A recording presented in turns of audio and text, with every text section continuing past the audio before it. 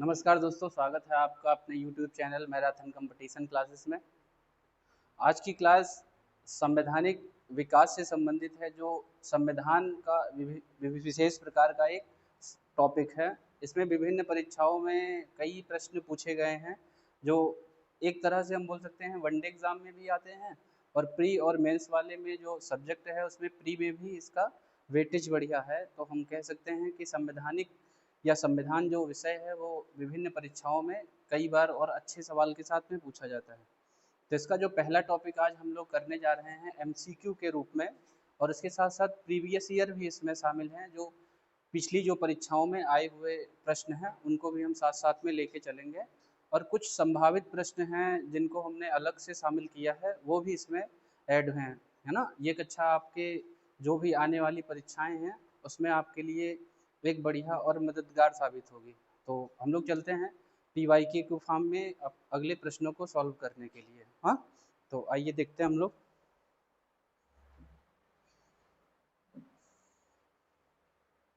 जैसा कि पहला ही सवाल हमारा कह रहा है कि 1773 का रेगुलेटिंग एक्ट के बारे में क्या प्रावधान है, या बोल सकते हैं कि के बारे में क्या असत्य है, यानी हमें असत्य की पहचान करना है। तो यानी हम कह सकते हैं कि संवैधानिक विकास के बारे में ये पहला सवाल है, और संवैधानिक विकास शुरू कहाँ से होता है।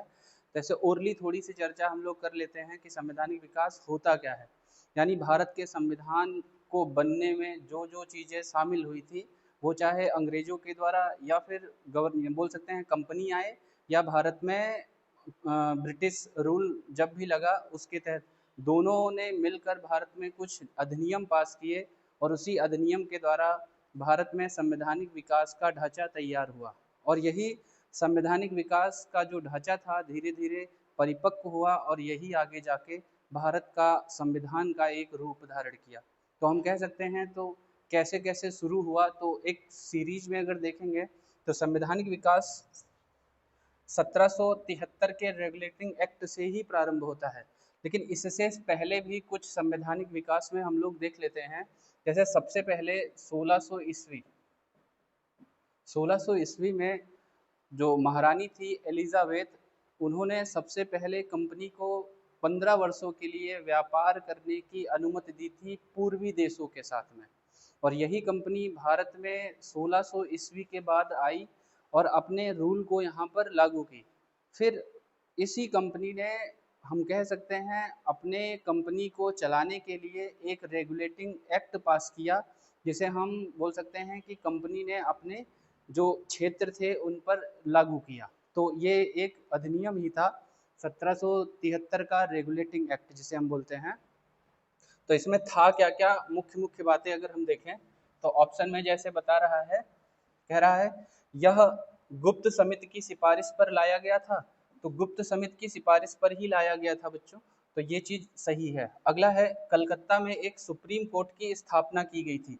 यानी हम कह सकते हैं इस अधिनियम के द्वारा कलकत्ता में एक सुप्रीम कोर्ट की स्थापना की गई थी, और जो सुप्रीम कोर्ट बना था वो 1774 में बनकर तैयार हुआ था, जिसके मुख्य जो न्यायाधीश थे उनका नाम था सर एलिजा एम्पे।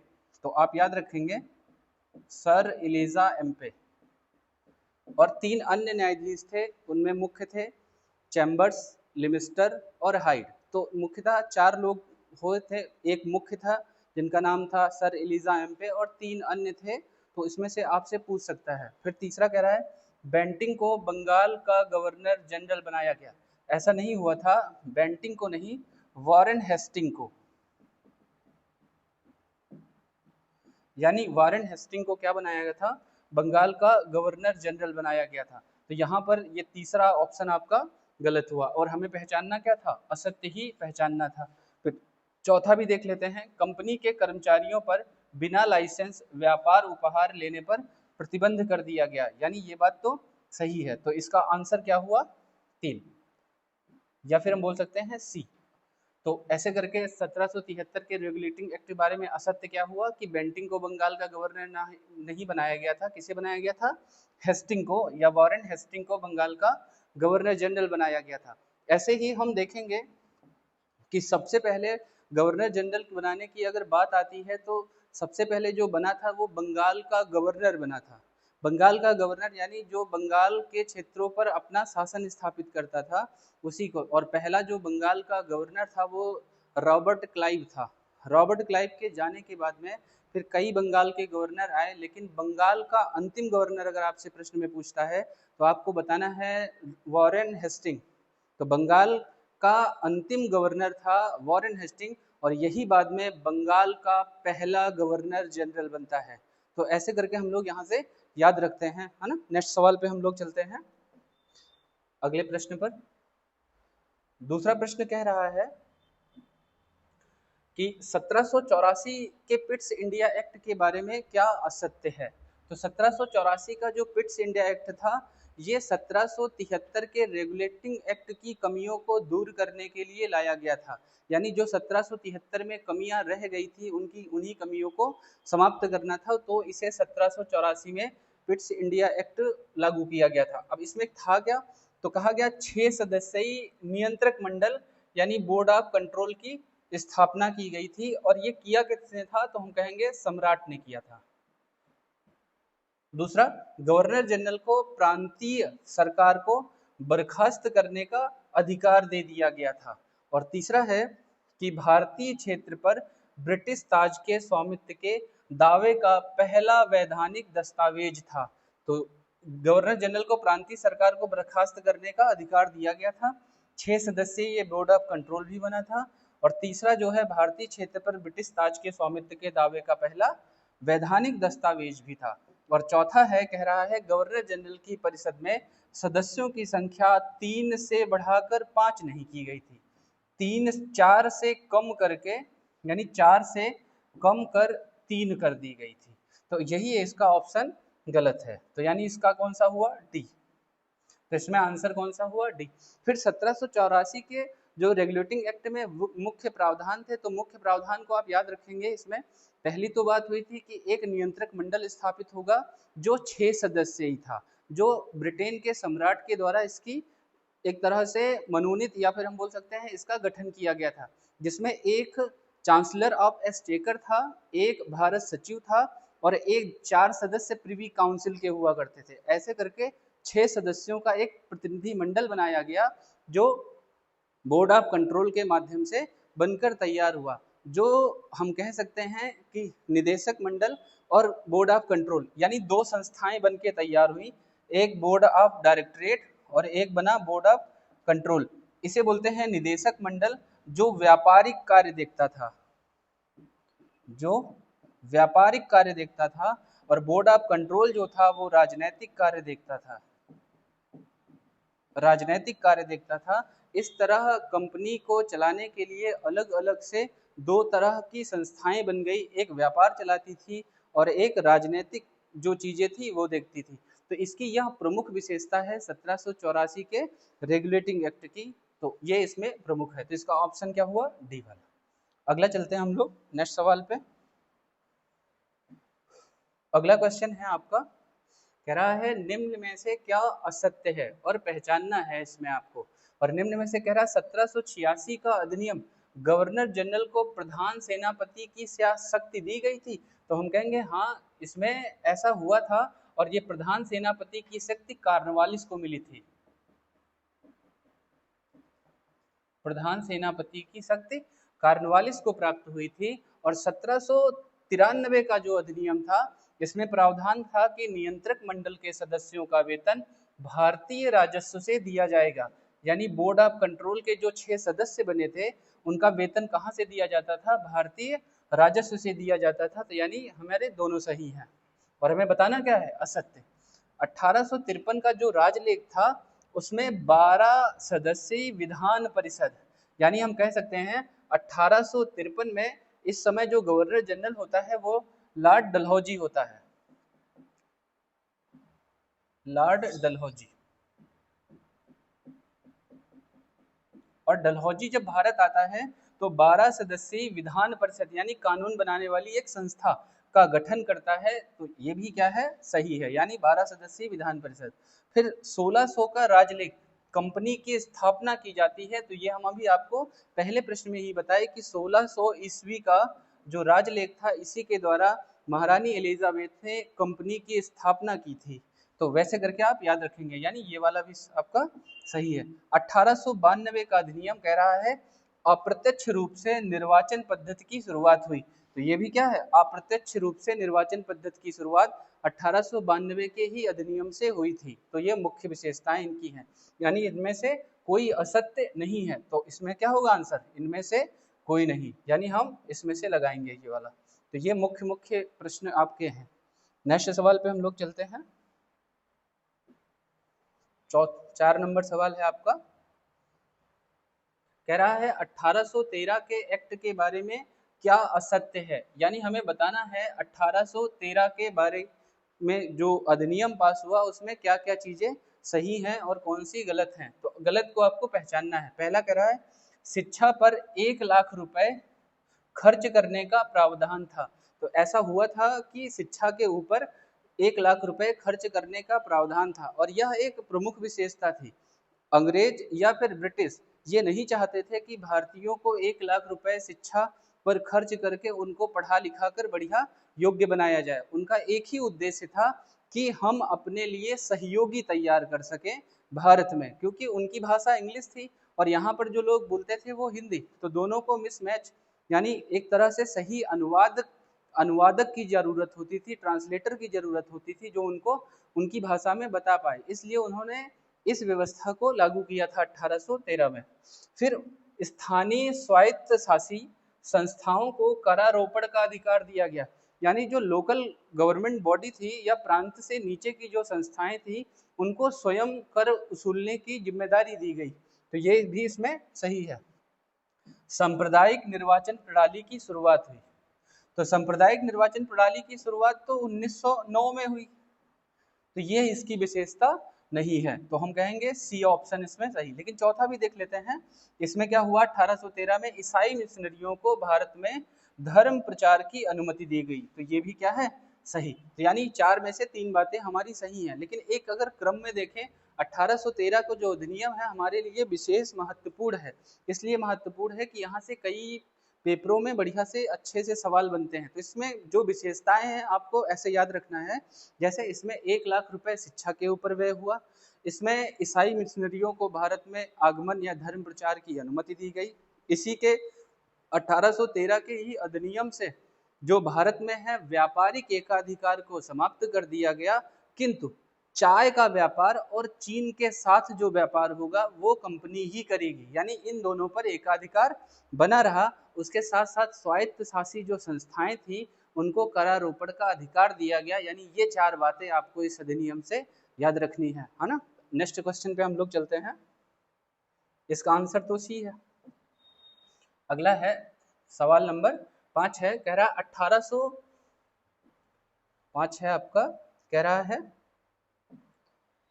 1813 के एक्ट के बारे में कौन सी चीजें असत्य हैं। तो 1813 का जो अधिनियम है ये भी इम्पोर्टेंट है और विभिन्न परीक्षाओं में इससे कई प्रश्न बने हुए हैं। जैसे इसमें पहला कह रहा है कंपनी के व्यापारिक एकाधिकार को समाप्त कर दिया गया। तो हम कहेंगे हाँ, व्यापारिक एकाधिकार को समाप्त कर दिया गया था।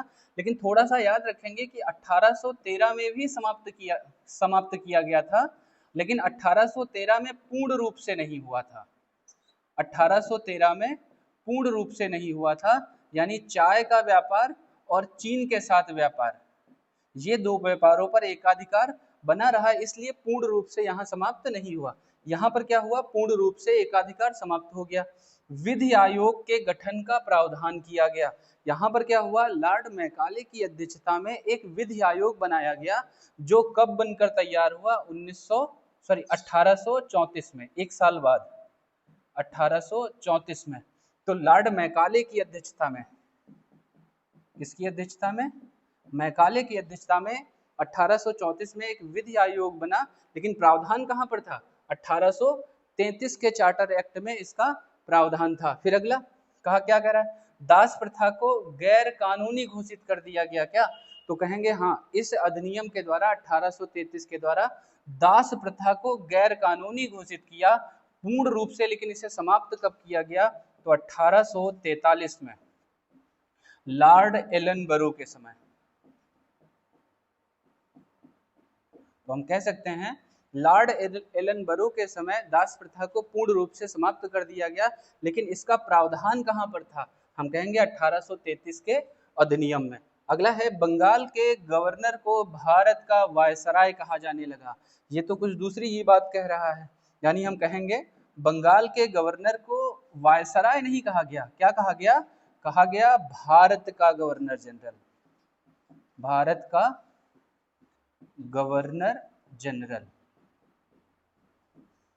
अब यहीं से सवाल आपसे पूछ लेगा कि भारत के पहले गवर्नर जनरल कौन थे? तो लॉर्ड विलियम बेंटिंग भारत के पहले गवर्नर जनरल बने। तो सवाल उठेगा कि पीछे से जो चला आ रहा बंगाल का गवर्नर जनरल है, वो भी तो पूछेगा कि अंतिम बंगाल का गवर्नर जनरल कौन था? तो जो पहला भारत का गवर्नर जनरल होगा वही हमारे यहाँ बंगाल का अंतिम गवर्नर जनरल बनकर आएगा।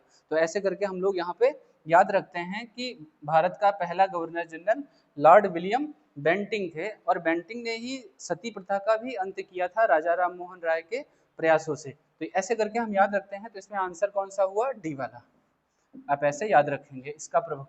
तो 1813 की प्रमुख विशेषताओं को भी आपको याद रखना है, इसमें प्रमुख प्रमुख विशेषताएं। नेक्स्ट सवाल पे हम लोग चलते हैं।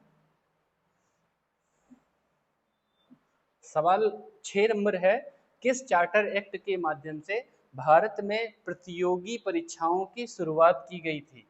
यानी किस अधिनियम के माध्यम से भारत में प्रतियोगी परीक्षाओं की शुरुआत की गई थी? तो ये अधिनियम मुख्य रूप से है 1853 का जो एक्ट है, उसमें भारत में प्रतियोगी परीक्षाओं की शुरुआत की गई थी। यानी पहले क्या होता था, नामजदगी के स्थान पर नाम जदगी मतलब किसी के नाम के आधार पर या उसके वंशानुक्रम के आधार पर, या फिर उसकी ऐसे बोल सकते हैं कि उसका चुनाव कर लिया जाता था। लेकिन 1813 के अधिनियम में यह प्रावधान कर दिया गया कि अब नामजदगी के स्थान पर किसी का चयन नहीं होगा, इसके लिए एक पूर्ण रूप से प्रतियोगी परीक्षा का आयोजन किया जाएगा और फिर उसी के बाद में किसी को चुना जाएगा। तो ये एक प्रमुख विशेषता है 1853 की। और 1853 की एक विशेषता और है, 12 सदस्यीय विधान परिषद बनी थी। विधान परिषद बनी थी, यानी हम कह सकते थे प्रशासनिक कार्यों को विधायी कार्यों से अलग करने के लिए लॉर्ड डलहौजी के कार्यकाल में यह एक काम किया गया था कि 12 सदस्यीय विधान परिषद की स्थापना की गई थी। तो इसका आंसर क्या हुआ हमारा? डी। तो ऐसे करके हम लोग याद रखते हैं। नेक्स्ट सवाल हम देखते हैं। अगला सवाल नंबर है 7। 7 नंबर कह रहा है 1858 के एक्ट के बारे में क्या असत्य है? क्या असत्य है? तो हमें असत्य के बारे में बताना है। यहां देखेंगे, पहला है 1858 का अधिनियम कह रहा है भारत सचिव का पद सृजित किया गया था। तो भारत सचिव का पद सृजित किया गया था। दूसरा, भारत के गवर्नर जनरल को वायसराय कहा जाने लगा।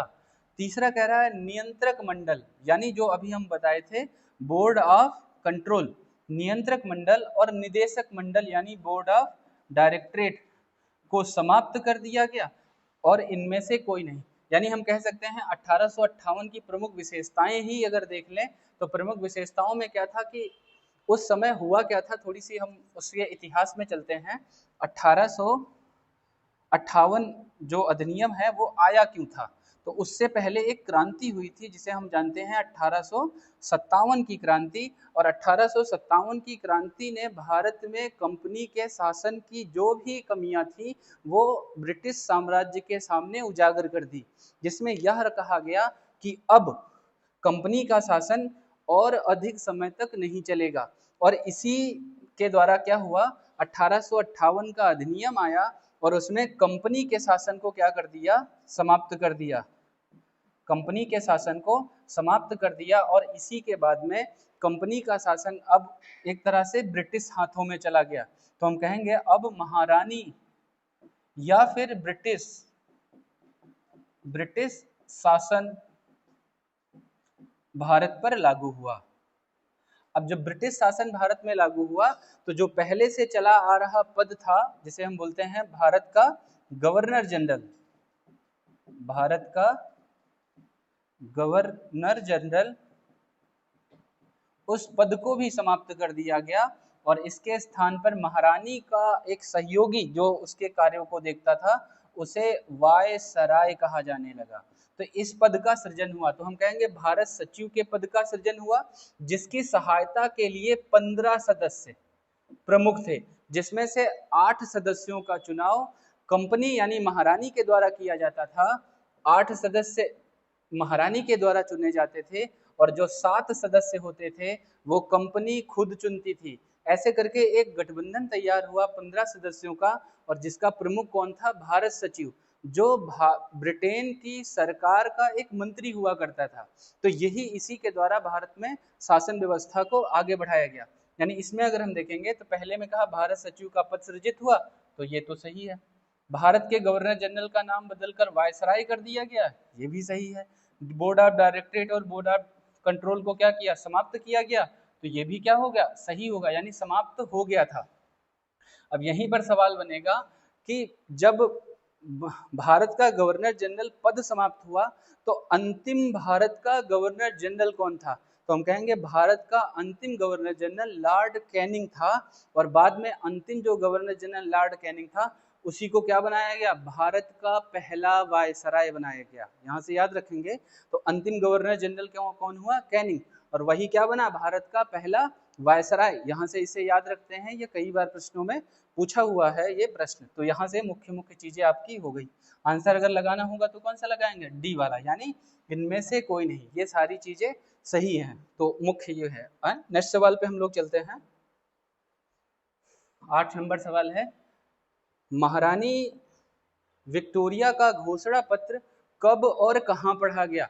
यानी जो अभी हम लोग पढ़े ना कि 1857 की क्रांति हुई, फिर जस्ट उसी के बाद 1858 का अधिनियम आया, और 1858 के अधिनियम के माध्यम से ही महारानी का एक घोषणा पत्र पढ़ा गया, और उस समय जो गवर्नर जनरल या हम बोल सकते हैं वायसराय था वो लॉर्ड कैनिंग थे। यानी कैनिंग के ही द्वारा महारानी का घोषणा पत्र कब? हम बोलेंगे 1 नवंबर 1858 को। और कहाँ पर पढ़ा गया? तो हम कहेंगे इलाहाबाद में। तो 1 नवंबर 1858 को महारानी का घोषणा पत्र इलाहाबाद में पढ़ा गया, और उसमें क्या क्या चीजें प्रमुख थी? तो उस घोषणा पत्र में लिखा हुआ था कि जो प्रारंभ से चली आ रही कुछ कंपनी के द्वारा नीतियां हैं उनमें बदलाव करना था। जैसे हम कह सकते हैं कि जो हड़प नीति थी या सहायक संधियां थी या उनके द्वारा अन्य जो भी कार्य किए जा रहे थे, महारानी या ब्रिटिश सरकार ने उस पर पूर्ण रूप से प्रतिबंध लगा दिया। अब किसी भी राज्य को हड़पा नहीं जाएगा, किसी के साथ एक तरह से सहायक संधि नहीं की जाएगी, यानी अहस्ताक्षेप की नीति का पालन किया, और भारत में अब सीधा सीधा शासन ब्रिटिश सरकार या महारानी के तरह संचालित होगा। ये मुख्य विशेषताएं हैं। तो इसका 8 में कौन सा आंसर हुआ? ए। तो ऐसे करके हम लोग याद रखते हैं, इसमें प्रमुख हैं। अगला सवाल हम लोग देखते हैं। अगला सवाल है, भारत परिषद अधिनियम 1861 की प्रमुख विशेषताएं नहीं हैं। तो अब 1861 का प्रमुख विशेषताओं के बारे में अगर हम लोग देखें तो जैसे कुछ लोगों को थोड़ा सा अटपटा लग रहा होगा, तो हम थोड़ा सा इधर एक बार में थोड़ा डिफाइन कर देते हैं कि कंपनी का शासन प्रारंभ कैसे होता है या रूल बने कैसे, कानून बना कैसा। तो जैसे कानून बनने के नंबर आएगा तो यहाँ 2 तरह से बनना शुरू होगा। एक कंपनी के अधीन बनेगा, एक कंपनी के अधीन बनेगा यानी ईस्ट इंडिया कंपनी, और एक ब्रिटिश या महारानी, हम लिख लेते हैं महारानी या ब्रिटिश सरकार के अधीन, ब्रिटिश सरकार के अधीन। कंपनी का जो शासन था वो लगभग था आपका 1773 से लेकर 1773 की रेगुलेटिंग एक्ट से लेकर लगभग चला है ये आपका 1853 के रेगुलेटिंग यानी चार्टर एक्ट के द्वारा। और कंपनी का शासन जब समाप्त हुआ तो महारानी का शासन प्रारंभ हुआ, और महारानी का शासन आपका चला है 1858 से लेकर 1947 तक। यानी ब्रिटिश सरकार का शासन इतना। इसी अधिनियम के मध्य कई अधिनियम पास किए गए, जैसे 1873 का राजलेख आया, यानी हम बोल सकते हैं रेगुलेटिंग एक्ट आया 1873 में। फिर 1873 के बाद में प्रत्येक 20 वर्ष, अगर 20 हम ऐड कर देते हैं तो अगला हमें अधिनियम प्राप्त होगा।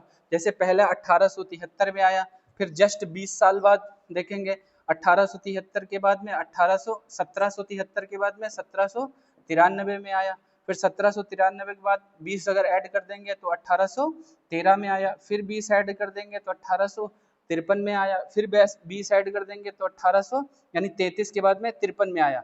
तो ऐसे अगर 20-20 ऐड करते जाएंगे तो हमें ये चार्टर एक्ट मिलते रहेंगे, यानी रेगुलेटिंग एक्ट के बाद सारे चार्टर एक्ट क्रम से आते गए।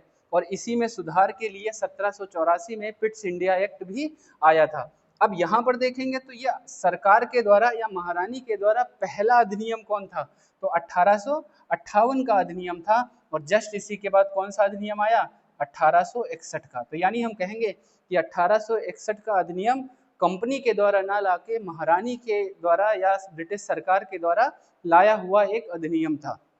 उसी के बारे में यहाँ पर प्रावधान किया गया है। कह रहा है भारत परिषद अधिनियम 1861 की प्रमुख विशेषता नहीं है। तो पहला कह रहा है भारत में विभागीय प्रणाली की शुरुआत हुई। हाँ, पोर्टफोलियो सिस्टम की यहाँ पर शुरुआत की गई थी लॉर्ड कैनिंग के द्वारा। ये कई बार सवाल पूछा गया है कि भारत में विभागीय प्रणाली या पोर्टफोलियो सिस्टम की शुरुआत किसने की, कैनिंग ने की। और यहीं पर भारत में पहली बार मंत्रिमंडलीय व्यवस्था का भी, यानी मंत्रिमंडल व्यवस्था का या की भी शुरुआत होती है। फिर दूसरा कह रहा है गवर्नर जनरल को अध्यादेश जारी करने की शक्ति दी गई। तो ये भी दिया गया, लॉर्ड कैनिंग को अपने यहाँ जो भी कानून थे, अगर वो किसी मंत्री परिषद या हम बोल सकते हैं परिषद के द्वारा पास नहीं होता था तो उसे अध्यादेश के द्वारा भी उसे लागू कर दिया जाता था। भारतीयों को विधान परिषद में मनोनीत किया जाने लगा, यह इसकी एक प्रमुख विशेषता रही है। यानी भारतीय लोगों को इसमें क्या किया गया कि जो भारतीय थे उनको गैर सरकारी सदस्य के रूप में मनोनीत किया गया। और इसमें 3 लोग थे। पहले कौन थे, पहले बनारस के राजा, और दूसरे थे पटियाला के राजा, और तीसरे थे सर दिनकर राव। ये 3 ऐसे व्यक्ति थे जिनको 1861 के अधिनियम के द्वारा विधान परिषद में गैर सरकारी सदस्य के रूप में मनोनीत किया गया था। और चौथा है इनमें से कोई नहीं, यानी विशेषता नहीं है। यानी ये सारी विशेषताएं, तो ऑप्शन क्या बना, डी। तो यहाँ पर हम क्या याद रखेंगे, ये डी वाला। तो ये मुख्य विशेषताएं आप याद रखेंगे कि 1861 का अधिनियम लॉर्ड कैनिंग के समय पास हुआ, जिसकी प्रमुख विशेषताओं में हम देखेंगे तो क्या था, विभागीय प्रणाली की शुरुआत थी, अध्यादेश गवर्नर जनरल के द्वारा एक तरह से जारी करने की शक्ति थी, तीसरा क्या था कि भारत की विधान परिषद में गैर सरकारी सदस्यों का मनोनयन था। ये प्रमुख विशेषताएं इसके थी, है ना। अगले सवाल पे हम लोग बढ़ते हैं। 10 नंबर है, किस अधिनियम के तहत केंद्रीय कार्यकारिणी के 5वें सदस्य का विधिवेत्ता होना अनिवार्य था। यानी इसमें कह रहा है कि 5वां जो सदस्य है उसे विधिवेत्ता बनाया जाएगा। और विधिवेत्ता का मतलब है कानून का जानकार बढ़िया होना चाहिए। तो ये इसी की विशेषता है 1861 के अधिनियम की। तो ऑप्शन क्या हुआ, बी। यानी 1861 की एक और विशेषता है जिसमें हम कह सकते हैं कि गवर्नर जनरल की काउंसिल में जो 4 सदस्य थे वो तो थे ही, उसके साथ एक सदस्य को और जोड़ा गया जिसे कानून की सलाहकार या अच्छे जानकार के रूप में, जिसे हम विधिवेत्ता बोल सकते हैं। तो आंसर इसका डी। नेक्स्ट सवाल पे हम लोग चलते हैं।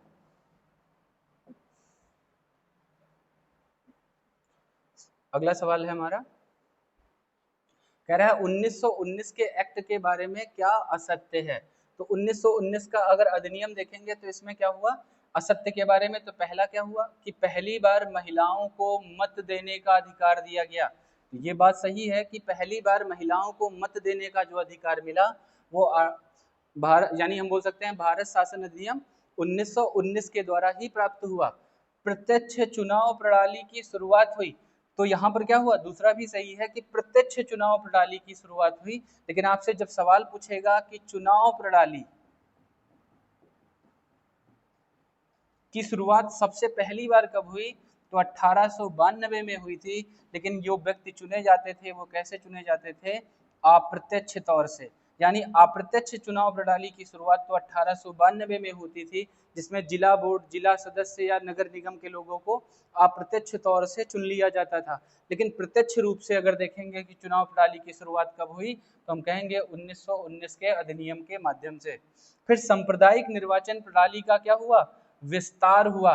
यानी इससे पहले वाले जो अधिनियम आएगा, जिसे हम 1909 का अधिनियम कहते हैं, उसमें क्या होता है, सांप्रदायिक निर्वाचन प्रणाली की क्या होगी, शुरुआत होगी। और जस्ट इसी के बाद में 1919 के अधिनियम के द्वारा यही सांप्रदायिक निर्वाचन प्रणाली का क्या कर दिया जाएगा, विस्तार कर दिया जाएगा। अगला है केंद्र में द्वैध शासन की शुरुआत हुई। तो हम कहेंगे कि इस अधिनियम के द्वारा केंद्र में द्वैध शासन नहीं प्रारंभ हुआ। कहां पर प्रारंभ हुआ, प्रांतों में। तो पूछेगा केंद्र में द्वैध शासन कब शुरू हुआ, 1935 के शासन के माध्यम से। तो द्वैध शासन है क्या, जब हम ऐसा कह सकते हैं किसी देश की जो व्यवस्था है उसमें, यानी हम बोल सकते हैं हस्तांतरित विषय और जो संरक्षित विषय का जो बंटवारा होता है वो अलग अलग। हस्तांतरित विषय किसी दूसरे के माध्यम से संभाले जाएं और जो संरक्षित विषय हैं वो किसी दूसरे माध्यम के द्वारा संभाले जाएं। इसी को हम कह सकते हैं कि दो विषय को जब अलग अलग लोग संभालते हैं तो अलग तरह से हम बोल सकते हैं उसे द्वैध शासन के रूप में रखते हैं। एग्जाम्पल के तौर पे जैसे सैन्य है, राजस्व है, ऐसे अगर मामले किसी दूसरे व्यक्ति के द्वारा संभाले जाएं, यानी दूसरी सरकार या कोई बॉडी हो सकती है, और जो शिक्षा, स्वास्थ्य, ऐसे जो विषय होते हैं ये किसी दूसरी सरकार या बॉडी के द्वारा चलाए जाए। यानी एक ही देश को चलाने के लिए दो अलग अलग तरह से लोगों का शामिल होना ही द्वैध शासन कहलाता है। तो ये मुख्य विशेषता इसकी नहीं है। तो केंद्र में द्वैध शासन कब लगा, 1935 के भारत शासन अधिनियम से। और प्रांत में द्वैध शासन कब लगा, तो हम कहेंगे कि 1919 के अधिनियम से। तो असत्य कौन सा हुआ, डी, या 4 नंबर हम बोल सकते हैं डी। तो 1919 के अधिनियम की अगर इसमें असत्य के बारे में है तो विशेषताएं भी तो यही हैं। तो विशेषताओं में देखें तो इसमें क्या हुआ, महिलाओं को मत देने का अधिकार मिला, प्रत्यक्ष चुनाव प्रणाली की शुरुआत हुई, सांप्रदायिक निर्वाचन का विस्तार हुआ। जैसे 1919 में क्या हुआ, 1909 में क्या हुआ, हम कहेंगे सांप्रदायिक निर्वाचन प्रणाली बनकर आई, जिसमें हिंदुओं का चुनाव हिंदू सामान्य लोग करेंगे और मुस्लिम का चुनाव मुस्लिम सामान्य लोग करेंगे। तो यानी दो चुनाव प्रणाली यहाँ पर सांप्रदायिक हुई। फिर बाद में इसी का विस्तार किया गया। अब हिंदू मुस्लिम के साथ साथ ईसाई, यूरोपीय, आंग्ल भारतीयों का भी चुनाव अलग अलग तरह से होने लगा। तो इसी को कहा दिया गया कि सांप्रदायिक निर्वाचन प्रणाली का क्या हुआ, विस्तार हुआ। तो ये प्रमुख है। एक इसकी विशेषता और है, इसमें क्या हुआ, द्वैध या हम बोल सकते हैं द्विसदनात्मक सरकार बनी। यानी द्विसदनात्मक यानी हम कह सकते हैं आज के जो लोकसभा है या आज की जो राज्यसभा है उसकी जो नींव है वो यही 1919 के अधिनियम के द्वारा ही पड़ी थी, जिसमें हम कह सकते हैं कि वहां पर राज्य विधान परिषद और विधान परिषद के रूप में अलग से चुने जाते थे। उनका कार्यकाल, उनकी संख्या भी यहाँ पर निर्धारित थी। तो एक विशेषता ये भी है कि यहाँ पर द्विसदनात्मक व्यवस्था भी प्रारंभ हुई, प्रांतों में द्वैध शासन प्रारंभ हुआ, महिलाओं को मत देने का अधिकार प्रारंभ हुआ और साथ में प्रत्यक्ष निर्वाचन प्रणाली प्रारंभ हुई। ये इसकी प्रमुख विशेषताएं हैं। अगले क्वेश्चन पे हम लोग चलते हैं। अगला क्वेश्चन है और कह रहा है लिखित घटनाओं को कालक्रम के अनुसार व्यवस्थित करना है कि कौन सी घटना कब घटित हुई है। तो उसमें अगर जैसे हम लोग देखें तो जैसे क्रिप्स मिशन कब आया, तो हम कहेंगे कि 1942 में आया। कहेगा अगस्त प्रस्ताव कब आया, तो अगस्त प्रस्ताव भी कब आया, 1942 में ही आया। फिर उसके बाद में कैबिनेट मिशन कहेगा कब आया, तो 1946 में आया। फिर वेबल योजना कब आई, तो 1945 में आई। और भारत छोड़ो आंदोलन भी कब हुआ, 1942 में हुआ। यानी सन के आधार पर हम यहाँ पर डिसाइड नहीं कर सकते कि कौन सी घटना कब हुई, तो हमें डेट का मालूम होना जरूरी है। तो सबसे पहले क्या होगा, क्रिप्स मिशन आएगा कि अगस्त प्रस्ताव आएगा, तो सबसे पहले क्या आएगा, अगस्त प्रस्ताव आता है। अगस्त प्रस्ताव की कहानी कुछ ऐसे है कि जब यहाँ से थोड़ा सा कालक्रम हम लोग याद रखेंगे। इसमें एक 1935 के अधिनियम में एक प्रावधान था कि 1937 में क्या होंगे, चुनाव होंगे। ये घटना याद रखना आप क्रम से, कई बार प्रश्नों में पूछी जाती है कि 1935 के अधिनियम में यह प्रावधान था कि 1937 में क्या होंगे, चुनाव होंगे। और 1937 में जब चुनाव हुए तो कुल 11 प्रांतों में चुनाव हुए। कितने प्रांतों में, 11 प्रांतों में चुनाव हुए। और 11 प्रांतों में से 8 प्रांतों में 8 प्रांतों में कांग्रेस की सरकार बनी। लेकिन अगर बहुमत से देखेंगे तो लगभग 5 प्रांतों में कांग्रेस की पूर्ण बहुमत से सरकार बनी और 3 प्रांतों में एक तरह से मिली जुली सरकार बनी, ऐसा हम कह सकते हैं। लेकिन इसमें देखेंगे तो उन्होंने मुंबई में भी वो बिल्कुल बहुमत के करीब में थे, तो वहां पर भी उन्होंने कुछ अन्य दलों को मिलाकर अपनी सरकार बना ली थी। तो हम कहते हैं 6 में पूर्ण रूप से उनके मुख्यमंत्री बने थे और 2 में अलग से, यानी 2 वो कौन से थे, एक तो पंजाब था और दूसरा था बंगाल। ये 2 राज्य ऐसे थे जहां पर उस समय कांग्रेस की सरकार नहीं बनी थी। पंजाब में हम कहेंगे कि पंजाब में यूनियनिस्ट पार्टी की सरकार बनी थी और बंगाल में कृषक प्रजा पार्टी की सरकार बनी थी। और जो 8 राज्य थे वहां पर किसकी सरकार बनी थी, कांग्रेस की सरकार बनी। अब यह सरकार जो थी वह कम से कम हम बोल सकते हैं 28 माह तक शासन की, 28 माह तक शासन की, यानी 1939 तक। और 28 माह के शासन के बाद में 1939 में द्वितीय विश्व युद्ध छिड़ गया और द्वितीय विश्व युद्ध में भारतीयों को भी शामिल किया गया, जिसमें यह सरकार नहीं चाहती थी कि भारतीय भी इस युद्ध में हिस्सा ले। इसलिए उसने क्या कर दिया, 28 माह के बाद त्यागपत्र दे दिया। और 1939 के बाद यहाँ पर क्या हुआ, इनको मनाने के लिए एक प्रस्ताव आता है जिसे हम बोलते हैं अगस्त प्रस्ताव, और इसमें कुछ बातें रखी जाती हैं। अब इतना टॉपिक लंबा हो जाएगा तो हम अपनी बातों को थोड़ा सा कम शब्दों में लेके इस सवाल को सॉल्व करते हैं। तो 1939 में युद्ध प्रारंभ हुआ, तो क्या हुआ, सरकार ने इस्तीफा दे दिया 28 माह के बाद में। फिर क्या हुआ, अगस्त प्रस्ताव आया 1942 में, और अगस्त प्रस्ताव के जस्ट बाद हम बोलेंगे 1942 के बाद में यहीं पर क्या होता है, 43 में 1942 के बाद में 43 में सत्याग्रह शुरू होता है व्यक्तिगत सत्याग्रह के रूप में। फिर जस्ट उसी के बाद सत्याग्रह भी काम, यानी हम बोल सकते हैं सत्याग्रह के जस्ट तुरंत बाद क्रिप्स मिशन आता है 42 में। तो देखो दो, पहला तो 2 हो गया और इसमें भी देखो 2 है, तो ये वाला ऑप्शन कटा। फिर जस्ट सत्याग्रह तो इसमें ऑप्शन में है नहीं, तो दूसरा क्या है, सत्याग्रह को जस्ट बाद क्या आएगा, क्रिप्स मिशन आ जाता है। तो क्रिप्स मिशन किस में आया, 2 नंबर पे। देखो इसमें भी नहीं है, यानी इसमें है, अभी 2 में से। फिर जैसे ही सत्याग्रह के बाद क्रिप्स मिशन आता है और क्रिप्स मिशन अपना निर्णय यानी एक तरह से असफल होता है, जस्ट क्रिप्स मिशन के बाद में भारत छोड़ो आंदोलन आ जाता है 42 में ही। तो कौन सा हुआ, 5। तो इसके बाद में तो यहाँ पर भी कॉमन है, भारत छोड़ो आंदोलन के बाद में फिर क्या आता है, 1945 में वेवल योजना आती है, और वेवल योजना के बाद में एक मिशन गठित होता है 1946 में, जिसे कैबिनेट मिशन कहा जाता है, यानी 3 नंबर सबसे लास्ट में। तो ये एक क्रम बना जिसमें हम कह सकते हैं पहले क्या हुआ, अगस्त प्रस्ताव आया, अगस्त प्रस्ताव के बाद क्रिप्स मिशन आया, क्रिप्स मिशन के बाद भारत छोड़ो आंदोलन हुआ, उसके बाद में वेवल योजना आई और सबसे अंत में क्या हुआ, कैबिनेट मिशन आया। तो इस तरह ऑप्शन कौन सा हुआ, बी वाला। और ये घटनाएं आपको क्रम से याद रखनी है कि कैसे क्या चीजें हुई। तो 1935 के बाद 37 में चुनाव हुए, जिसमें 11 प्रांतों में चुनाव बनी। 28 माह शासन करने के बाद 39 में इन्होंने त्यागपत्र दे दिया। इसी के त्यागपत्र के बाद जस्ट हम बोलेंगे कि अगस्त प्रस्ताव आया, अगस्त प्रस्ताव के बाद व्यक्तिगत सत्याग्रह शुरू हुआ, फिर उसको मनाने के लिए क्रिप्स मिशन आए, क्रिप्स मिशन भी असफल रहा, तो भारत छोड़ो आंदोलन शुरू हुआ। भारत छोड़ो आंदोलन के बाद में फिर जो वेवल योजना आई, और वेवल योजना के बाद में भारत यानी हम बोल सकते हैं कैबिनेट मिशन आया। और कैबिनेट मिशन का ही उद्देश्य था कि भारत में एक संविधान सभा का गठन किया जाए और भारत को एक तरह से भारत की सत्ता भारतीयों को हस्तांतरित की जाए। तो ये प्रमुख इसकी विशेषता है। तो आंसर क्या है, बी। नेक्स्ट सवाल पे हम लोग चलते हैं।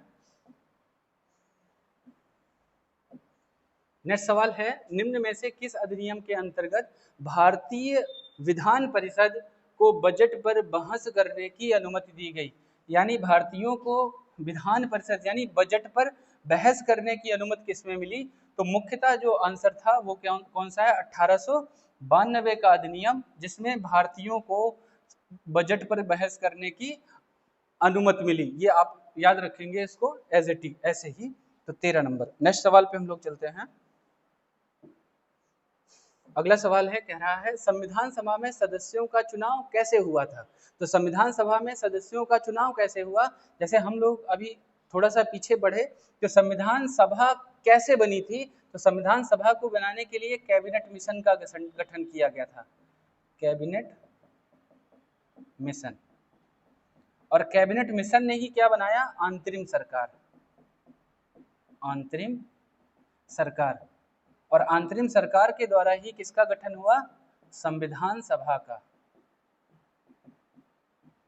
तो ये क्रम आप याद रखेंगे कि कैबिनेट मिशन, अंतरिम सरकार और संविधान सभा। तो संविधान सभा में क्या पूछ रहा है? संविधान सभा में सदस्यों का चुनाव कैसे हुआ था? तो सदस्यों को चुनाव सीधा जनता के द्वारा? ऐसा तो हुआ ही नहीं। भारतीय राष्ट्रीय कांग्रेस के नामांकन के द्वारा? इससे भी कोई मतलब नहीं। भारतीय राज्य के शासकों से नामांकन के द्वारा? इसमें भी नहीं। तो यानी प्रांतीय जो विधान सभाएं थी उन्हीं के द्वारा क्या चुना गया? यानी हम बोल सकते हैं संविधान सभा के सदस्यों का चुनाव हुआ था। और इनका चुनाव जैसा हुआ था, यानी कोई वयस्क मताधिकार भी नहीं हुआ था, ना ही प्रत्यक्ष रूप से चुना गया था। तो संविधान सभा के द्वारा इनको अप्रत्यक्ष रूप से बहुदलीय व्यवस्था के माध्यम से प्रत्येक 10 लाख की जनसंख्या पर एक प्रतिनिधि चुना गया था। इस तरह संविधान सभा में जो कुल प्रतिनिधि बनकर आए थे उनकी संख्या 389 थी। तो इसमें आंसर कौन सा हुआ? डी वाला। इसमें आंसर कौन सा हुआ? डी वाला। नेक्स्ट सवाल पे हम लोग चलते हैं। सवाल है, इसमें सूची 1 को सूची 2 से मिलान करना है और इसमें क्या क्या चीजें, जैसे नियंत्रक परिषद की स्थापना कब हुई थी? तो नियंत्रक परिषद यानी बोर्ड ऑफ कंट्रोल कब बना था? तो हम कहेंगे कि पिट्स इंडिया एक्ट है 1784। यानी ए का कौन सा हुआ? 2 वाला। ए 2 देखो किसमें, यानी ये ऑप्शन नहीं होगा, ये वाला, तो इसमें ये हो गया।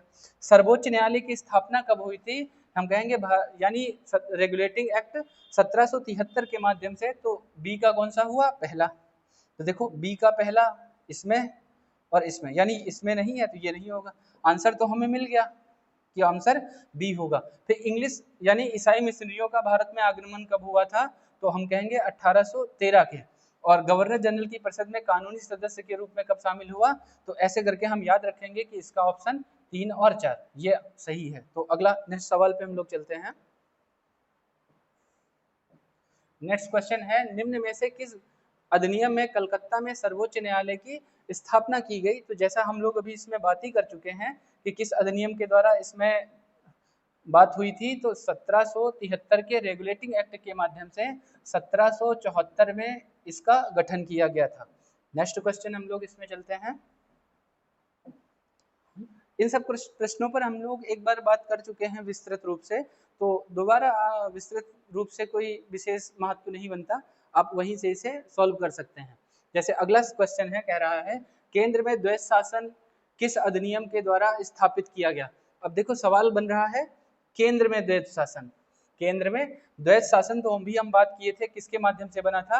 1935 के भारत शासन अधिनियम के द्वारा तो केंद्र में बना। और प्रांत में पूछेगा तो क्या बताएंगे? 1919 के अधिनियम के द्वारा। नेक्स्ट क्वेश्चन है, कैबिनेट मिशन योजना के अंतर्गत संविधान में निर्मात्री परिषद में प्रत्येक प्रांत को आवंटित सदस्य संख्या निर्धारित करने के लिए एक प्रतिनिधि कितनी संख्या के अनुपात का या अनुपात में हो सकता था? तो इसका तो आंसर अभी था, हम बताए आपको कितना हो सकता था? 10 लाख। तो आंसर क्या हुआ? बी, है ना। नेक्स्ट क्वेश्चन हम लोग चलते हैं। नेक्स्ट क्वेश्चन है, एक निर्वाचित संविधान सभा द्वारा सर्वप्रथम भारत के संविधान का निर्माण करने का प्रस्ताव किया गया था, किसके द्वारा किया गया था? यानी निर्वाचित संविधान सभा का भारतीय संविधान जो प्रस्ताव था वो किसने किया था? साइमन कमीशन ने किया था। 1927 में ये आया था और बाद में इसे आना 10 साल बाद था, लेकिन 1927 में आ गया और भारत कब पहुंचा? 28 में। उसके बाद में भारत सरकार अधिनियम 1935 में ऐसा भी कोई प्रावधान नहीं था। फिर क्रिप्स मिशन द्वारा और ब्रिटिश कैबिनेट डेलीगेशन के द्वारा भी नहीं हुआ था। तो हम कह सकते हैं क्रिप्स मिशन 1942 में यह प्रावधान था कि भारत के संविधान निर्माण के लिए एक क्या बनना चाहिए? संविधान सभा बननी चाहिए। लेकिन यह असफल रहा था। बाद में 1946 के कैबिनेट मिशन के द्वारा इसका गठन किया गया, लेकिन पहली बार प्रावधान तो क्रिप्स मिशन में ही था, तो वैसे भी याद रखते हैं। अगला नेक्स्ट सवाल, नेक्स्ट क्वेश्चन क्या है? भारत में उपनिवेशी शासन के संदर्भ में 1883 में इल्बर्ट बिल का जो विवाद था वो किससे संबंधित था? तो हम कहेंगे कि उस समय विवाद किससे संबंधित था? जहां तक अदालतों की दंडिक अधिकारिता का संबंध था, भारतीय तथा यूरोपीय लोगों की बराबरी पर रखा गया था। यानी हम कह सकते हैं, यही हमारा आंसर सही है, ए वाला। इल्बर्ट बिल विवाद हुआ क्यों था? कि जो भारतीय जज थे उस समय, भारतीय जज केवल भारतीयों का ही मुकदमा सुन सकते थे, जो अंग्रेज थे उनका मुकदमा नहीं सुन सकते थे। इस अधिनियम के द्वारा सबको बराबर कर दिया गया था। कहा जो अब भारतीय जज भी यूरोपियों या अंग्रेजों के मुकदमे सुन सकते थे, और अंग्रेज जो थे भारतीयों को हीन भावना से देखते थे, इसलिए यह एक विवाद का कारण बना था। तो इसका आंसर क्या हुआ? ए। तो इल्बर्ट बिल विवाद किससे संबंधित है? न्यायपालिका से। तो अगला आंसर हम देखते हैं। क्वेश्चन कह रहा है राष्ट्रपति की अध्यादेश निर्गत करने की शक्ति प्रेरित है। तो किससे प्रेरित है? तो हम कहेंगे 1935 के भारत शासन अधिनियम से। ये एक प्रमुख है, इसमें आप याद रखेंगे 1935। आज के जो भारतीय राष्ट्रपति की अध्यादेश जारी करने की शक्ति है 1935 के भारत शासन अधिनियम से। नेक्स्ट क्वेश्चन है आपका, क्वेश्चन है भारतीय विधानपालिका प्रथम बार द्विसदनीय कब बनाई गई? तो वैसा ही इससे पहले हम इस पे सवाल पे चर्चा कर चुके हैं कि द्विसदनीय कब बनाई गई। तो हम कहेंगे द्विसदनीय बनाई गई थी 1919 में, जिसमें हम कहा था कि 2 सदन होंगे, लोकसभा की तरह और राज्यसभा की तरह। वहां पर विधान परिषद और विधान सभा का निर्माण किया गया था। तो वैसे करके आप याद रखेंगे। नेक्स्ट क्वेश्चन पे हम लोग चलते हैं। नेक्स्ट क्वेश्चन है 1919 के भारत शासन अधिनियम की निम्नलिखित में से कौन सी विशेषता नहीं है? तो हम कह रहे हैं 1919 के अधिनियम की।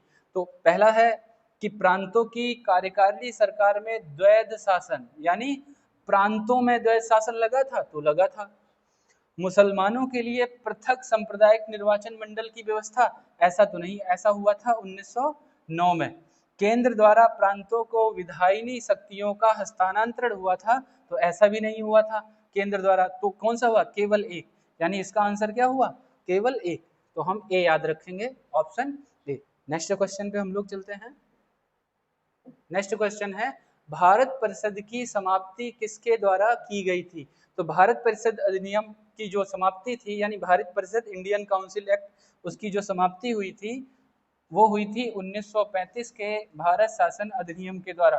ये सीधा सवाल आपसे पूछा जाता है, सिंपल सा, कि भारत परिषद इंडियन काउंसिल एक्ट या इंडियन काउंसिल की जो समाप्ति है कब हुई थी? 1935 के अधिनियम के द्वारा। तो नेक्स्ट सवाल पे हम लोग चलते हैं। अगला क्वेश्चन है भारत के संविधान का प्रारूप तैयार करने वाली संविधान सभा के सदस्यों को कैसे चुना गया था?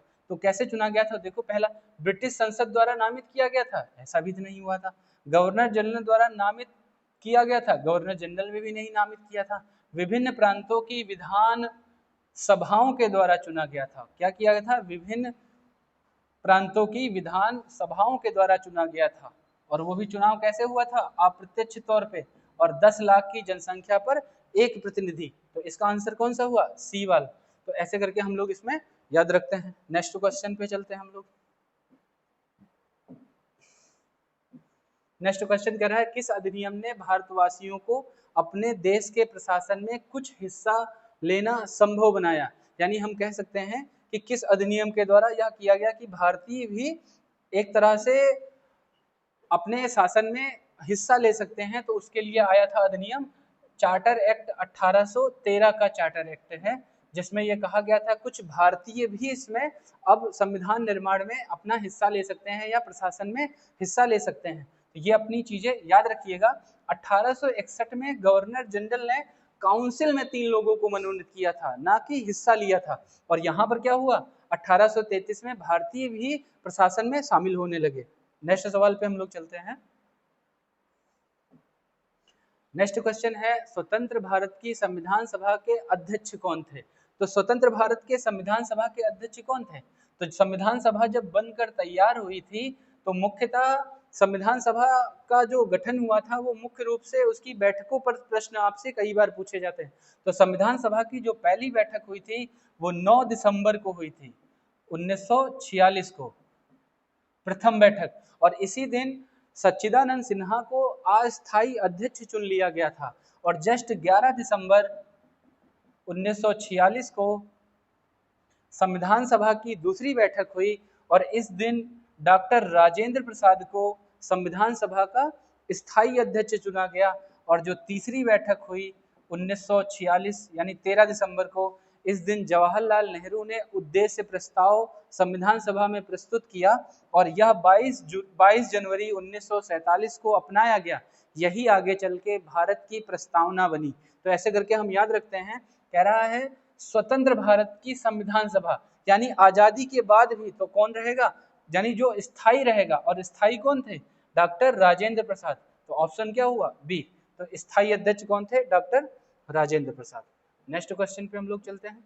अगला है 1946 में निर्मित अंतरिम सरकार में कार्यपालिका परिषद के उप सभापति कौन नियुक्त हुए?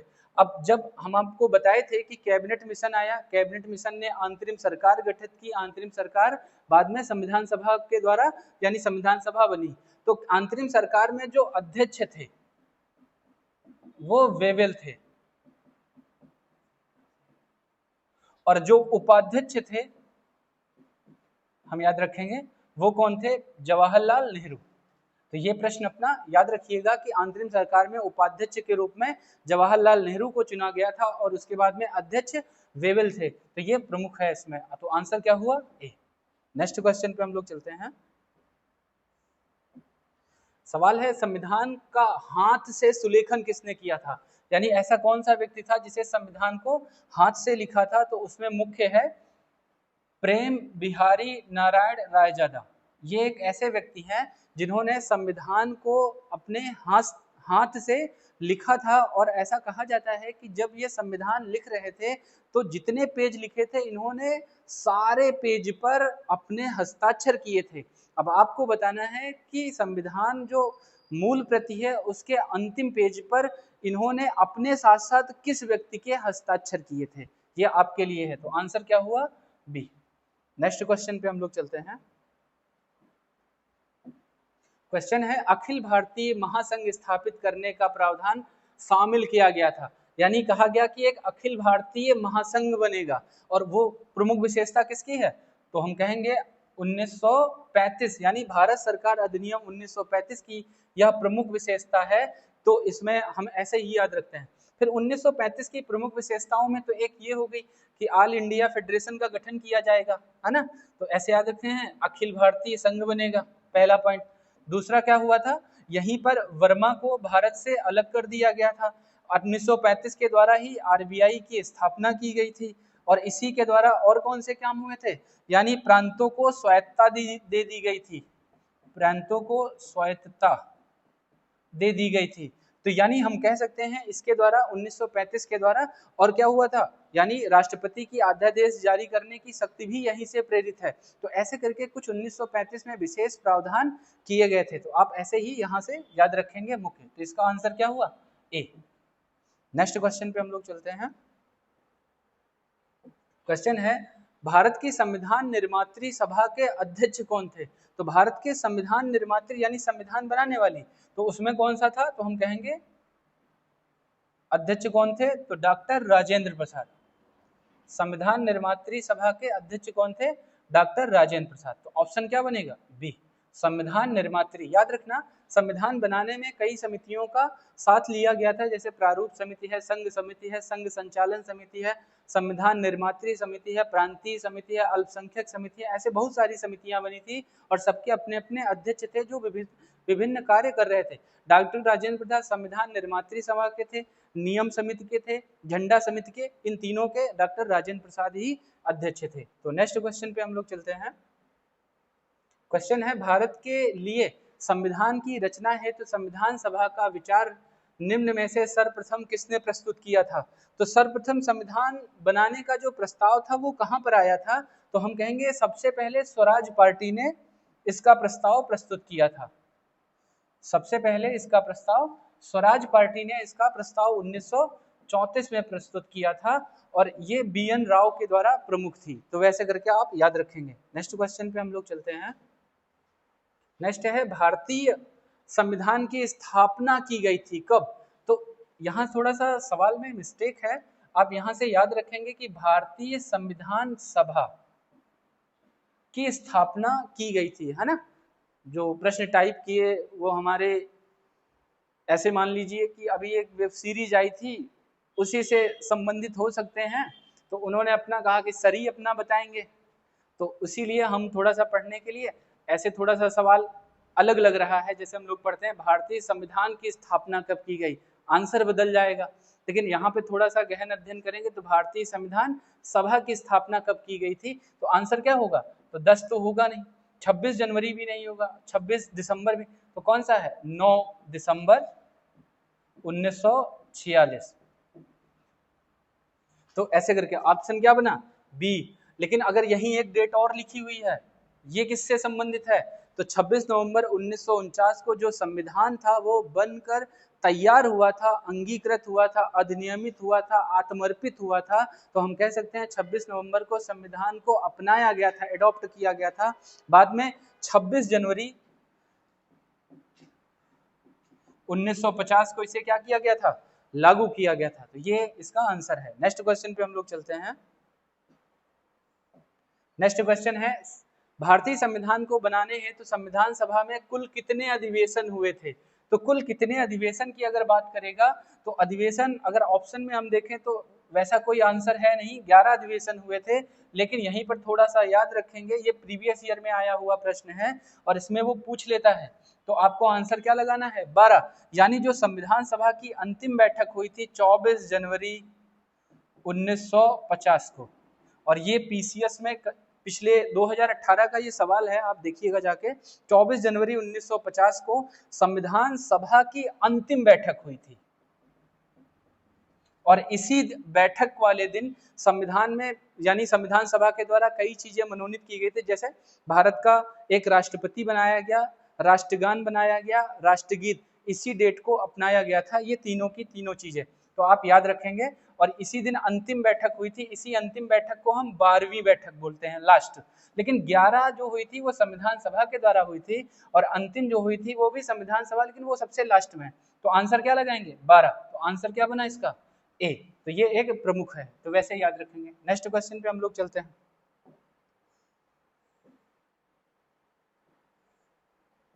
सवाल है, संविधान सभा में वयस्क मताधिकार को 15 वर्ष के लिए स्थगित करने की बात किसने की थी? यानी संविधान सभा में कहा गया था कि वयस्क मताधिकार अभी ना लाओ, अभी कुछ दिन ऐसे ही जैसे चल रही है व्यवस्था वैसे ही चलने दिया जाए। इसका जो प्रावधान किए थे वो मौलाना अबुल कलाम आजाद जी ने किया था। तो आंसर क्या हुआ? बी। नेक्स्ट क्वेश्चन पे हम लोग चलते हैं। नेक्स्ट क्वेश्चन है, 1935 के अधिनियम द्वारा स्थापित संघ में अवशेष शक्तियां किसको दी गई थी? यानी कह रहा 1935 के भारत शासन अधिनियम में अवशेष शक्तियां जो थी वो किसे मिली थी? गवर्नर जनरल को। आंसर क्या है? बी। यानी संघीय विधान पालिका तो और प्रांतीय और प्रांत के गवर्नर ये तो छोटे, उस समय जो प्रमुख था वो कौन था? केंद्र। लेकिन वर्तमान में जो अवशिष्ट शक्तियां हैं वो किसके पास हैं? केंद्र के पास। तो इसकी प्रमुख विशेषताएं हैं। तो आंसर क्या हुआ? बी। नेक्स्ट क्वेश्चन पे हम लोग चलते हैं। 1935 के अधिनियम के तहत कराए गए विधानसभा चुनाव में किस राज्य में कांग्रेस ने पूर्ण बहुमत नहीं प्राप्त किया? तो वो 2 राज्य थे जहां पर कांग्रेस ने पूर्ण बहुमत नहीं प्राप्त किया था। एक तो आपका बंगाल था और एक था पंजाब। आप दोनों राज्य याद रखेंगे जहां पर इसे पूर्ण बहुमत नहीं मिला, तो कहाँ याद रखेंगे? बंगाल। डी, यानी 11 प्रांतों में चुनाव हुए थे और इसने लगभग 5 राज्यों में पूर्ण बहुमत की सरकार बनाई। एक राज्य जो था वहां पर भी इसने सरकार बनाई, मुंबई में, लेकिन जो 2 राज्य थे वहां पर इसने मिली जुली सरकार बनाई। और जो 2 राज्य इधर वाले हैं वहां पर, यानी पंजाब में कृषक प्रजा पार्टी और बंगाल में बंगाल में कृषक प्रजा पार्टी और पंजाब में यूनियनिस्ट पार्टी की सरकार बनी। तो ऑप्शन क्या हुआ? डी। ऑप्शन क्या है? डी। याद रखेंगे इसको ऐसे। नेक्स्ट क्वेश्चन पे हम लोग चलते हैं। नेक्स्ट क्वेश्चन है, निम्न में से संविधान सभा की संघ संविधान समिति के अध्यक्ष कौन थे? जैसे अभी हम बात की कि संविधान निर्माण में कई समितियां बनी थी, उनके अलग अलग अध्यक्ष हैं। तो जैसे अभी निर्मात्री सभा के डॉक्टर राजेंद्र प्रसाद थे, तो कहेंगे संघ संविधान सभा के कौन से थे? तो भीमराव अम्बेडकर तो थे नहीं, ये तो प्रारूप समिति के थे। जेबी कृपलानी भी नहीं थे, ये मूल अधिकार उप समिति के अध्यक्ष थे। जवाहरलाल नेहरू, यानी हम बोलेंगे संघ संविधान समिति के अध्यक्ष कौन थे? जवाहरलाल नेहरू। आंसर क्या हुआ? सी वाला। ऐसे करके अपना याद रखेंगे। नेक्स्ट क्वेश्चन पे हम लोग चलते हैं। किस कानून के तहत वायसराय को अपनी कार्यकारिणी के सदस्यों की संख्या में वृद्धि करने का अधिकार दिया गया? तो जब पोर्टफोलियो सिस्टम आता है भारत में, तब वायसराय की कार्यकारिणी में कुछ सदस्यों की संख्या बढ़ाई गई। तो पोर्टफोलियो सिस्टम या विभागीय प्रणाली की शुरुआत कैनिंग ने की थी और कैनिंग ने ही इस 1861 के अधिनियम के द्वारा कार्यकारिणी में कुछ सदस्यों की संख्या में वृद्धि की। तो आंसर क्या हुआ? ए। तो ऐसे याद रखेंगे कि भारत सरकार अधिनियम 1861 में यह प्रावधान था। नेक्स्ट क्वेश्चन है, निम्न में से कौन सा एक भारत शासन अधिनियम 1935 में स्वीकार किया हुआ महत्वपूर्ण और स्थायी अवयव नहीं है? यानी हमें बताना है 1935 की प्रमुख विशेषता नहीं है, बस कह रहा है देश के लिए एक लिखित संविधान था, फिर दूसरा विधानमंडल के लिए निर्वाचित एवं जवाबदेह प्रतिनिधि थे, ये तो था, एक संघ की योजना पर विचार था, हाँ, अखिल भारतीय संघ गठन करने का प्रावधान था, विधानमंडल के लिए सरकारी सदस्यों का समावचित किया जाना था, ये भी था। यानी ये कौन सा नहीं था? तो हम कहेंगे देश के लिए लिखित संविधान का कोई प्रावधान नहीं था। तो ऑप्शन क्या हुआ? ए, मुख्य ये हो गया। अगला नेक्स्ट क्वेश्चन पे हम लोग चलते हैं। नेक्स्ट क्वेश्चन है, भारत का संविधान पूर्ण रूप से तैयार हुआ था, यानी पूर्ण रूप से बन के कब तैयार हुआ था? तो हम कहेंगे पूर्ण रूप से बन के तैयार हुआ था 26 नवंबर 1949 को, और इसी दिन 284 सदस्यों ने इस पर हस्ताक्षर किए थे, हस्ताक्षर किए, और इन 284 में से 8 महिलाएं थी, 8 महिलाएं थी। और तो 26 जनवरी 1950 को तो संविधान लागू हुआ, तो ये करके आप याद रखेंगे। नेक्स्ट क्वेश्चन पे हम लोग चलते हैं। क्वेश्चन है, भारतीय संविधान कब लागू हुआ? तो भारतीय संविधान कब लागू हुआ? जस्ट एक मिनट। तो भारतीय संविधान कब लागू हुआ? तो भारतीय संविधान 26 जनवरी 1950 को लागू हुआ। तो भारतीय संविधान कब लागू हुआ? 26 जनवरी 1950। तो इसे तो बताना ही नहीं, सबको याद है ये सवाल। तो नेक्स्ट क्वेश्चन है कि संविधान सभा के सम्मुख संविधान की प्रस्तावना का, यानी संविधान की प्रस्तावना का प्रस्ताव किसने रखा था? तो संविधान सभा में संविधान की प्रस्तावना का जो प्रस्ताव था वो किसने रखा था? तो वैसे अगर हम याद रखेंगे तो मुख्य तौर से जो प्रस्ताव रखा था वो जवाहरलाल नेहरू ने रखा था। यानी हम कहेंगे जब संविधान सभा की तीसरी बैठक हुई थी 13 दिसंबर 1946 को, इसी दिन जवाहरलाल नेहरू ने प्रस्तावना का प्रस्ताव रखा और इसे अपनाया कब गया था? तो अपनाया गया था 22 जनवरी 1947 को। ये डेट भी याद रखेंगे कि 22 जनवरी 1947 को प्रस्तावना को अपनाया गया, और बाद में ही यही हमारे संविधान की प्रस्तावना या उद्देशिका बनी, जिसे हम पढ़ते हैं, हम भारत के लोग, भारत को संपूर्ण प्रभुत्व संपन्न समाजवादी करके, ऐसे पूरी प्रस्तावना है। तो आप ऐसे याद रखेंगे। नेक्स्ट क्वेश्चन पे हम लोग चलते हैं। सवाल है, भारत के संविधान में केंद्र और राज्य के बीच किया गया शक्तियों का विभाजन इनमें से किस उल्लिखित योजना पर आधारित है? तो यानी ये कह रहा है कि केंद्र और राज्य का जो संबंध है या जो शक्तियों का विभाजन है वो कब किया गया था? तो हम याद रखेंगे 1935 के अधिनियम के द्वारा एक तरह से सूचियों का गठन किया गया था, जिसमें केंद्र सूची, राज्य सूची और समवर्ती सूची ये प्रमुख थी। तो इसी के द्वारा शक्तियों का विभाजन इसमें हुआ था। केंद्र सूची में विषय थे, राज्य सूची में विषय थे और समवर्ती। आज के अगर परिदृश्य में देखें तो केंद्र सूची में संसद कानून बनाती है, राज्य सूची पर विधानमंडल कानून बनाता है और समवर्ती सूची पर भी कौन कानून बनाता है? संसद बनाता है। लेकिन कुछ इससे अलग भी एक है अवशिष्ट सूची। अवशिष्ट सूची पर कानून बनाने का अधिकार केंद्र को है। और जब देश आजाद नहीं हुआ था 1935 में, तब इस पर कानून गवर्नर जनरल बनाता था। आप ऐसे याद रखेंगे। तो ये इसका आंसर हुआ। आंसर कौन सा है? सी। नेक्स्ट क्वेश्चन पे हम लोग चलते हैं। किस वर्ष संसद ने भारतीय संविधान को अपनाया था? किस वर्ष संसद ने भारतीय संविधान को अपनाया था? भारतीय संसद की बात हो रही है तो इसमें ऑप्शन तो वैसा है नहीं, तो हम याद रखेंगे कि 1950 में भारतीय संसद ने संविधान को अपनाया था, है ना। अगला नेक्स्ट क्वेश्चन पे हम लोग चलते हैं। 1946 के चुनाव के पश्चात मुस्लिम लीग ने किस प्रांत में अपनी सरकार नहीं बनाई थी? तो मुस्लिम लीग ने किस में अपनी सरकार नहीं बनाई थी? तो देखो मुस्लिम लीग ने कहां पर सरकार नहीं बनाई? तो हम कहेंगे कि बंगाल में उसने अपनी सरकार नहीं बनाई। तो ये एक आंसर इसका याद रखेंगे। ऑप्शन क्या है? ए, मुस्लिम लीग ने यहाँ पर सरकार नहीं बनाई। अगला नेक्स्ट क्वेश्चन पे चलते हैं। नेक्स्ट क्वेश्चन है, निम्न में से किसने सुझाव दिया था कि भारत की स्वतंत्रता के बाद भारतीय राष्ट्रीय कांग्रेस को एक राजनीतिक दल के रूप में समाप्त या भंग कर दिया जाएगा, है ना। समाप्त या भंग कर दिया जाएगा। तो ये किसने कहा था? ये महात्मा गांधी ने कहा था कि भारतीय राष्ट्रीय कांग्रेस को स्वतंत्रता के बाद में भंग कर दिया जाएगा। तो ऑप्शन कौन सा हुआ? डी। नेक्स्ट क्वेश्चन पे हम लोग चलते हैं। क्वेश्चन है, निम्न कथनों पर विचार करना है और कथन है आपके, पहला, तृतीय गोलमेज सम्मेलन के विचार विमर्श या परिणित भारत सरकार अधिनियम 1935 के पारित होने के स्वरूप में था। यानी 1935 का जो अधिनियम था, तो क्या वो गोलमेज सम्मेलन का ही, यानी गोलमेज सम्मेलन की व्याख्या ही 1935 में थी? तो ऐसा ही था। यानी जो तीन गोलमेज सम्मेलन हुए थे 1930, 1931 और 1932 में, ये तीनों गोलमेज सम्मेलन को सम्मिलित कर और साथ में साइमन कमीशन की रिपोर्ट भी इसमें जोड़ी गई और वही सब शामिल कर बनाया गया था भारत शासन अधिनियम 1935।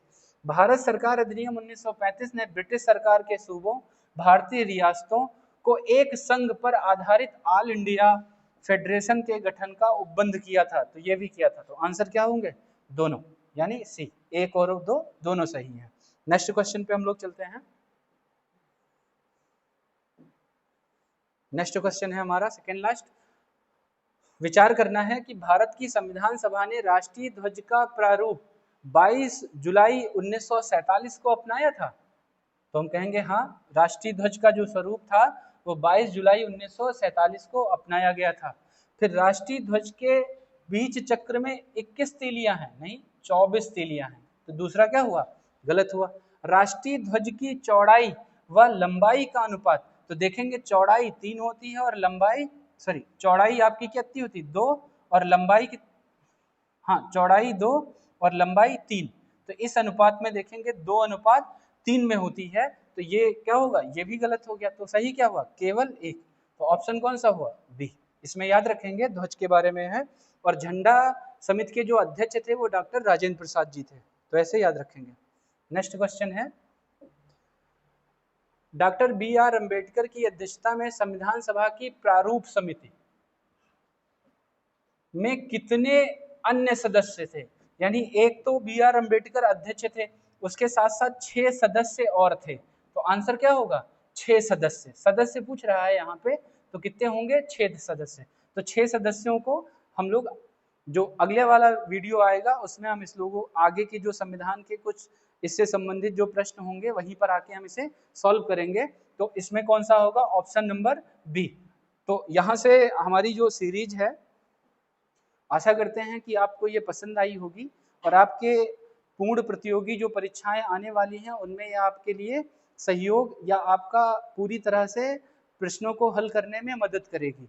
तो इसी सीरीज में आपके 50 प्रश्नों के साथ में हम लोग आगे की सीरीज जो इसका पार्ट 2 होगा फिर से लेके आएंगे कुछ प्रश्नों के साथ में। तो आप इस चैनल को बढ़िया से सब्सक्राइब करिए, लाइक करिए और अच्छा लगता है तो अपने मित्र और दोस्तों में इसे शेयर करिए। बहुत बहुत धन्यवाद आपका।